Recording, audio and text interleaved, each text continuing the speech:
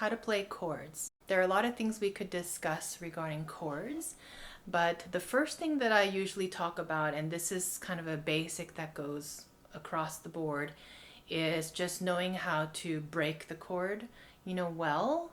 And so one of the key components that I talk about is about saving bow, right? And then right before you break the chord. So let's say you have like a typical chord like this where we have 4 notes. So we're using all 4 strings, and we're going to break them 2 by 2. So 2 notes and then 2 notes. Okay, so typically I see kids who don't play chords very often. They spend a lot of bow here, and then by the time they get to the top, they have only this much left over. So if you're having a challenge like that yourself, similar to that, or let's just say you just want to have better chord sound, then I would recommend doing it this way, right? So again, we're talking about highways, contact point or sounding point, all same thing, okay? So we're gonna start with the bow really more, close to the bridge right there. And I really go extreme. So I try to use very heavy bow, very slow bow, very loud, so that I don't have to spend much. My goal is to use only 1 inch. So I dare you right now at home to use only that much. Did you see? So okay, so keep it really slow, really heavy. And then make sure your whole arm is involved, okay? So it hinges from the shoulder. We're gonna use this action, okay? I don't want to see this kind of thing. See how the hand is taking control and the arm is kind of left suspended in the air. We don't want to have that type of chord. We want to break the chord using our large muscles. So once you break the chord, you might want to try it without any fingers. So once it's time to break the, change levels, then you want to kind of back off, because the strings on the upper side are skinnier and they're a bit more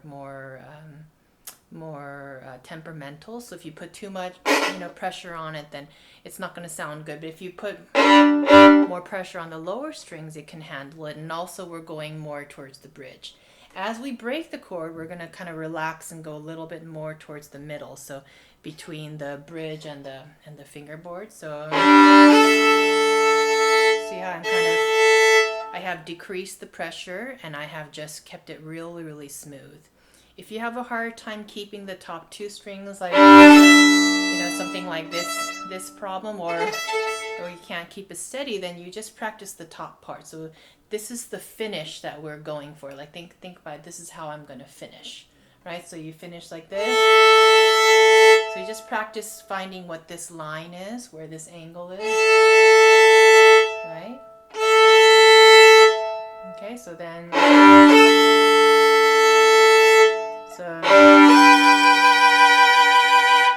okay, so the key is to save a lot here, but play very loud, right? When the base of the chord is nice and strong, it resonates, it rings longer, and it makes the entire chord sound better. Because by the time I play the top, see how the bottom, it's still ringing, right? It's ringing all throughout and even afterwards. So okay, so if you don't do that, so if you're just barely, see how it sounds thinner and a bit more hollow. So if you play nice and strong here,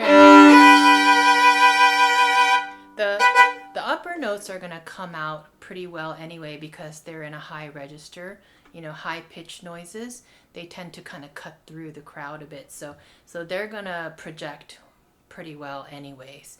So you don't need to put too much work there. So you want to put them down there. And typically when you play like Bach solo sonatas and partitas and such, we do want to bring out the bass line anyway. So it's very musical. We want to bring out the different voices, in the polyphonic texture. So this is all really good. And then when you're ready to do the up bow version, right, it's the same idea. So it's very opposite from what feels comfortable to us. You have to really start out strong, right? And get that arm drop, as I said before, right? So we do the same thing going up bow, but that's much, much harder. So I would just say if you're just starting out or you're new to chords, then just do the first one that I mentioned. And if you're an expert or an advanced player, then try out the up bow version as well. So same thing, you just get near the bridge, put lots of pressure, very slow bow, right?